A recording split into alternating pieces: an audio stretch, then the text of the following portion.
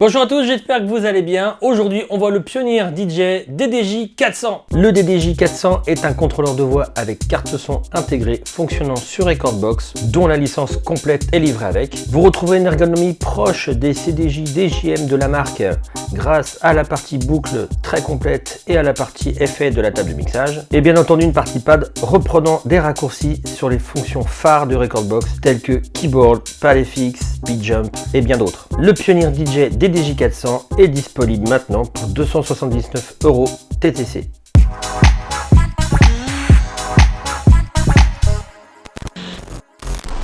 Comme d'habitude, on va parler de la navigation, de la partie table de mixage et on va parler du deck de gauche. Et puis de toute façon, ça sera la même chose sur le deck de droite. C'est strictement symétrique sur le produit. Alors la navigation, comme d'habitude, vous avez la petite molette crantée qui vous permet de naviguer dans les playlists. Si vous appuyez dessus, vous naviguez dans vos morceaux et encore dessus, vous revenez sur les playlists. Donc je vais revenir dans la playlist démo qui me concerne et quand vous avez le morceau que vous voulez, vous appuyez sur le load à gauche ou le load à droite pour mettre le morceau à gauche ou à droite au niveau des decks et un double tap ici aussi si vous voulez du Assemble. Vous savez, l'Assemble, ça vous permet d'avoir le morceau au même endroit. Vous voyez, là je suis à cet endroit là. Si je fais un Assemble, il va parcourir exactement au même endroit. Si je vous fais ce hot cue là et que je fais, voilà, ça se met au même endroit. Donc vous pouvez très bien décaler et faire des petites phrases comme ça pour la partie pour les aficionados du hip-hop. Navigation finie. Maintenant, on va passer à la table de mixage pur et dur. Alors au niveau de la table de mixage, vous avez un gain normal. Donc hop, moins l'infini et un gain. Donc ça vous permet de bien régler chaque volume de chaque morceau pour pas qu'il soit, on va dire, plus présent ou moins présent que l'autre. Fader à fond.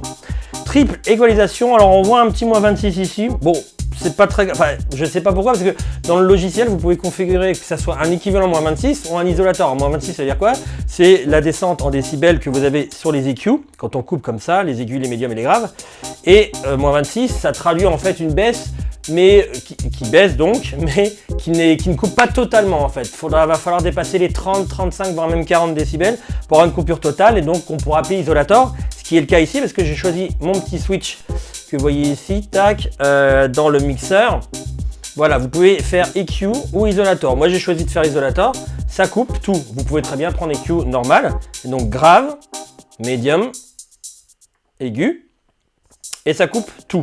Donc les moins 26 sont ni vrai ni faux. Bon, je sais pas pourquoi on a fait apparaître ça. Non, ils auraient juste pu mettre EQ et c'était très bien. On passe ensuite au filtre qui peut être enfin, vous pouvez le changer, on va voir par la suite juste après dans la vidéo. Donc le filtre qui peut être passe bas, passe haut, qui peut être cumulé à d'autres effets qu'on va voir, donc qui se trouvent ici, ou les effets ici sur les pads FX.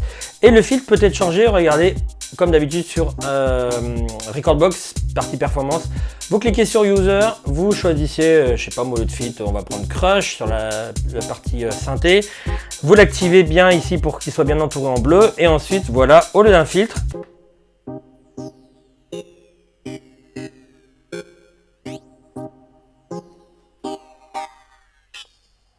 on a un petit crush, c'est vraiment sympa. Je vais me remettre sur filtre pour être d'origine. Hop, défaut, tac. Voilà, j'y suis bien. Ça, c'est le niveau des filtres. Au niveau de la pré-écoute, vous pouvez écouter la voix 1, la voix 2. C'est traditionnel. Le master. N'oubliez pas de cocher master parce que sinon, moi, tout comme dans mon casque, si vous ne mettez pas master, vous voyez, je n'entends plus rien. Allez, hop, si je l'enlève, vous entendez dans le micro qu'on n'entend plus rien. Moi, je me suis branché sur le casque pour l'enceinte. Et vous avez bien entendu la petite réplication ici, enfin la petite balance qui vous permet, imaginez, lui, il est au master, on l'entend bien dans les enceintes. Lui, c'est le prochain morceau que je vais préécouter, donc je le coche ici. Et vous pouvez très bien écouter plus ici ce que vous entendez dans ce morceau-là, ou plus que ce que vous écoutez dans le master, l'équivalent des enceintes, ou bien entendu un peu des deux, une petite balance. Donc ça, c'est très pratique, c'est vraiment traditionnel comme sur les gros mixeurs. Fader, crossfader, ils sont réglables ici dans les réglages contrôleur, mixeur, pouf, ici la petite partie, moi j'ai mis courbe linéaire pour que ça soit vraiment progressif tout le long. Et au niveau du crossfader, vous pouvez choisir si vous voulez un petit réglage hip-hop comme ça, ou en plus un fondu si vous aimez faire des fondus au crossfader. Alors voilà pour ce qui est de la partie, on va dire, traditionnelle de la partie table de mixage. Ce qui est bien, c'est que comme vous avez pu le voir, donc il y a une ergonomie comme des GM, comme les grandes sœurs, beaucoup plus chères. Et il y a une partie effet, où vous pouvez enclencher un effet, le choisir, sur la tranche de droite ici. Donc c'est vraiment comme on pourrait le retrouver sur une DGM, donc c'est assez pratique. Il faut juste regarder à l'écran quel est le temps, voilà, il n'y a pas une réplication du temps et de l'effet directement dessus, il n'y a pas de petit écran, mais à l'écran, vous pouvez très bien, enfin à l'écran de votre ordinateur, vous pouvez très bien voir ce qui se passe. Et donc je peux très bien enclencher, je sais pas moi, sur ce petit synthé là, je peux très bien enclencher un petit effet là, qui est le Down Echo. Donc vous le choisissez ici avec le bouton Shift ou sans le bouton Shift pour monter descendre. Vous voyez, là je descends, là je remonte. Une fois qu'il est choisi, je choisis bien la voix 1, parce que je suis sur ici, donc pas 2 ici et pas master. Et je monte. Je descends mon tempo, pardon.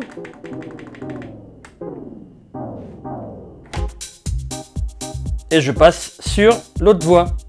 Donc on peut faire vraiment des petits effets sympas, des petites descentes directement sur le morceau, vraiment type DJM. Hein. Voilà pour les effets. Donc ils sont cumulables comme je le disais, je sais pas, moi je vais prendre un petit écho. Hop là, je prends mon écho, je le mets à 3/4.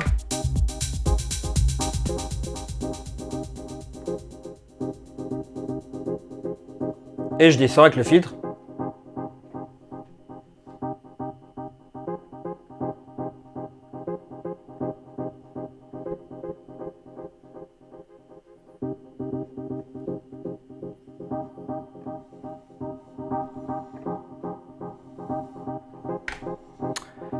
Voilà pour le côté effet, tout ça. Donc ça, c'est vraiment cool d'avoir ça directement sur la partie table de mixage.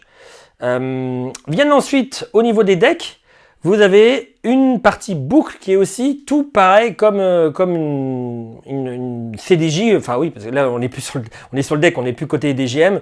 Donc côté CDJ, on a vraiment une boucle où vous pouvez faire un point d'entrée, un point de sortie. Le faire automatiquement sur 4 temps. Le rentrer dedans, sortir, l'activer, l'enregistrer dans les memories. On a vraiment une partie de boucle comme on peut retrouver sur une CDJ. Donc je peux faire mon in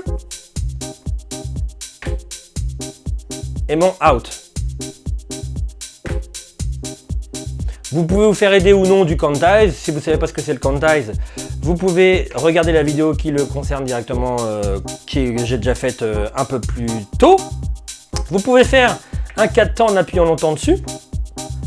Pas obligatoire que ça soit vraiment d'un trait à un autre, comme on peut le voir constater là sur la grid. Vous voyez que la boucle là, elle est à l'oreille parfaite. Je peux ajuster le in. Je peux ajuster le out. C'est normal que vous ayez un problème au niveau de la musique puisque je suis en train d'ajuster. Je peux la rendre active ou non. Et je peux la diminuer ou l'agrandir si je fais comme ça.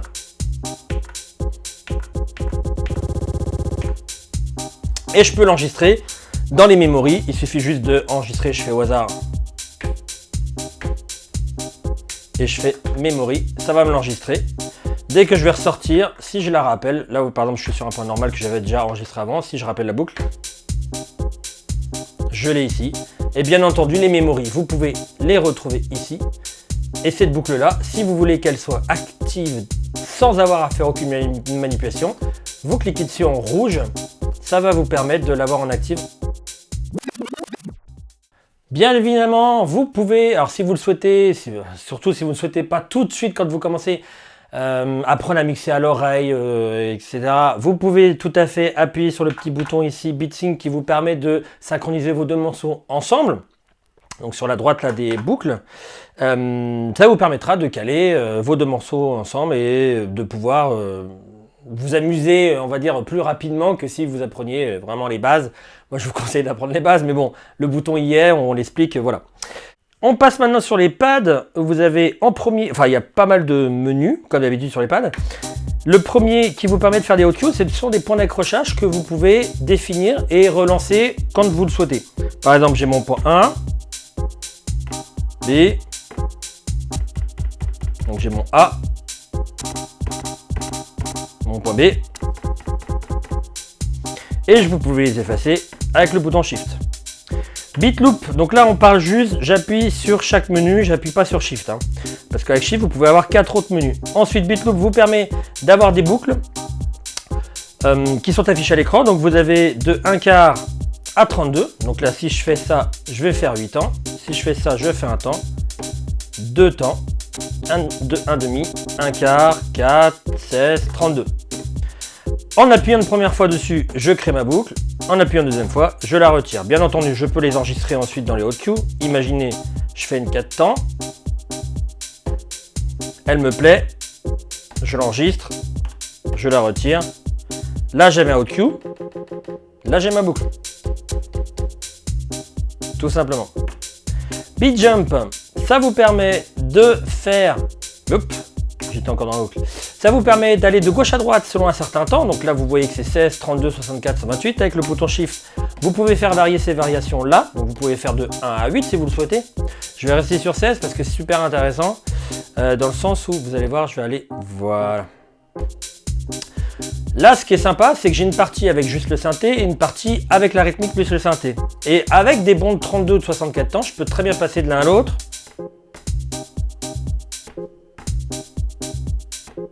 Sans qu'on s'en aperçoive.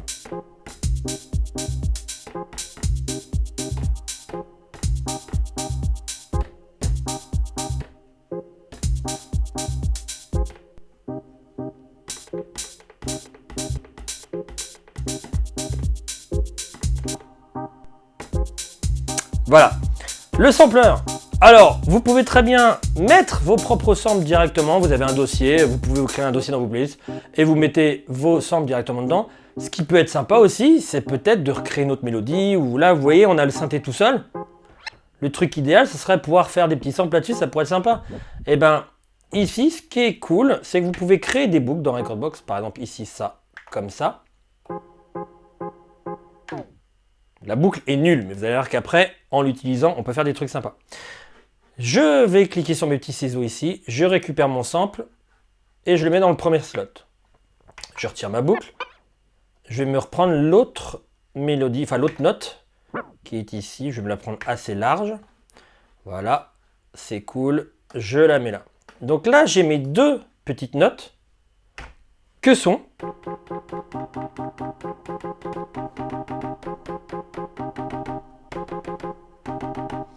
Et je peux très bien remettre sur le deck numéro 2 la rythmique normale. Engager mon petit pattern ici, mon petit séquenceur. Faire un petit coup de quantize pour être bien et pas refaire la mélodie 50 fois. Et refaire ma petite mélodie.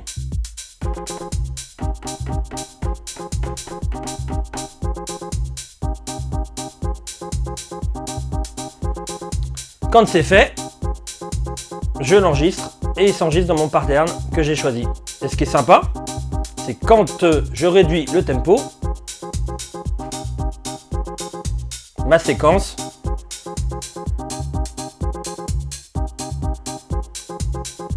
est aussi impactée au niveau du tempo. Donc ça, c'est top.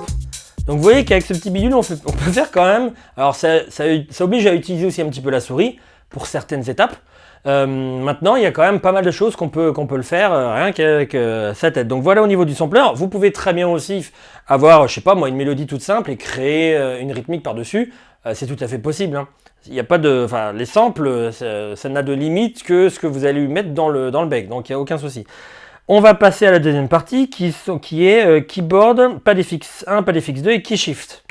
Keyboard, ça vous permet de choisir un des hot cues et de jouer des notes sur ce hot cue. Donc là, vous voyez, quand vous le choisissez en premier, la shift keyboard, enfin shift hot cue, vous tombez sur keyboard, il vous dit, et il vous demande, ah, au fait, quel hot cue tu veux travailler? Bah, moi, je veux faire la mélodie, je le choisis.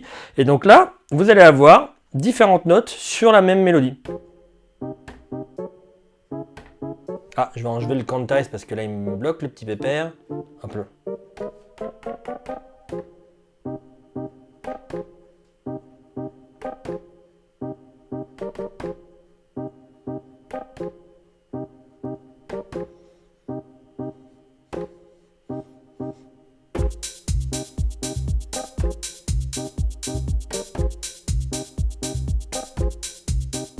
Alors, ce que je veux dire aussi par rapport au keyboard, c'est toujours pareil. C'est un peu comme les démonstrations qu'on voit, que vous voyez sur le net, là, sur YouTube, tout ça, où les mecs ils vous font des trucs. Le mode keyboard, comme beaucoup de fonctions, comme les effets, comme tout, ça marche bien, mais avec des parties vraiment très très simples. Comptez pas faire un truc génial si vous avez tout le morceau, je sais pas, avec les voix, les instruments, etc. Regardez ce que ça donne. Sur ça, ouais.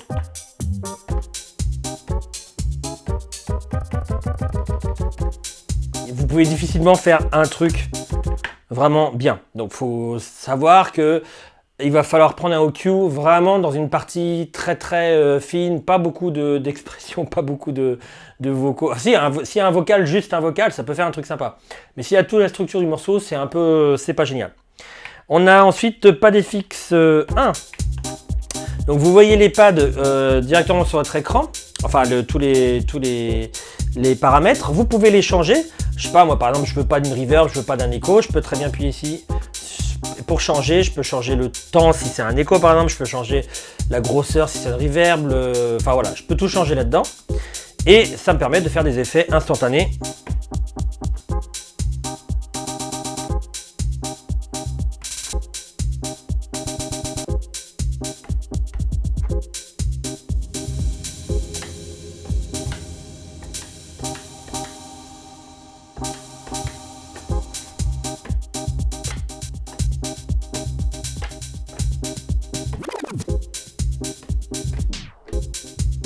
Voilà pour PadFX 1, PadFX 2, toujours pareil, vous pouvez les modifier.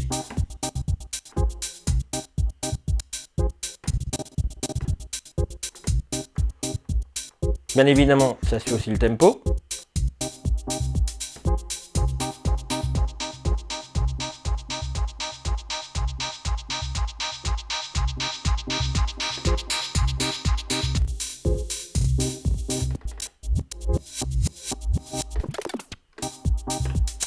Et enfin, le key shift qui vous fait un peu comme le keyboard, mais là, la musique ne s'arrête pas, c'est pas un OQ qui est repris. Ça change. Donc imaginez sur la mélodie.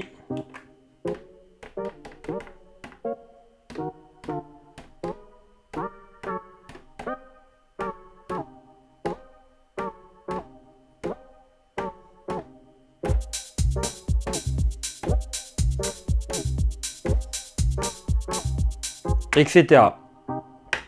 Voilà pour les effets sur les pads. Bon, bien entendu, vous avez un pitch pour faire varier le tempo. Ça, j'aurais pu vous le dire directement. Il n'y a pas de raccourci pour le master tempo, mais vous l'avez ici si vous le choisissez là. C'est-à-dire que vous pouvez avoir une variation avec variation de tempo et la clé.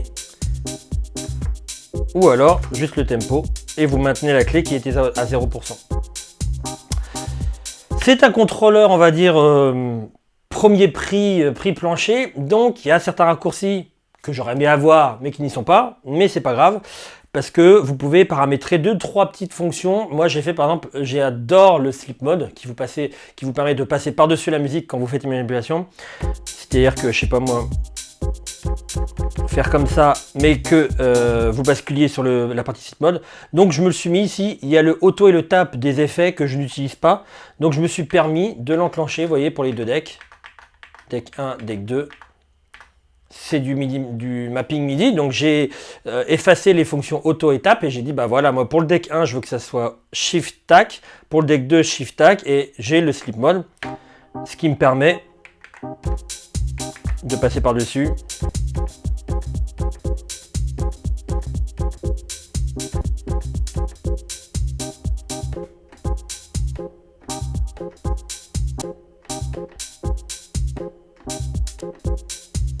Tout simplement.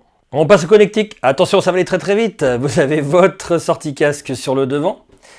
Et à l'arrière, vous avez une entrée micro avec son volume en jack 635. Sortie master principale, enfin il n'y en a qu'une. Le port USB pour l'ordinateur, carte son, guidage MIDI, etc.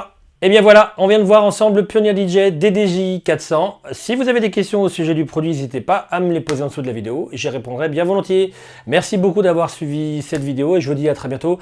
Portez-vous bien et surtout, si vous partez ou si vous partez un peu plus tard ou si vous partez maintenant, je vous souhaite de très bonnes vacances. Profitez bien du temps pour vous reposer, du temps aussi en famille avec vos proches, profitez bien de tout ce petit monde-là.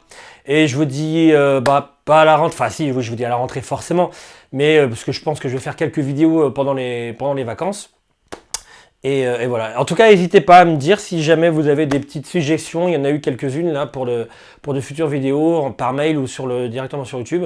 N'hésitez pas à me dire si vous avez des idées, si je peux les faire. Bon, des fois, c'est un peu compliqué avec la vie qu'on mène, mais voilà, dans le domaine du possible, il n'y a aucun souci, je peux faire le contenu que vous demandez. Merci beaucoup de me suivre et je vous dis à très bientôt. Ciao, ciao!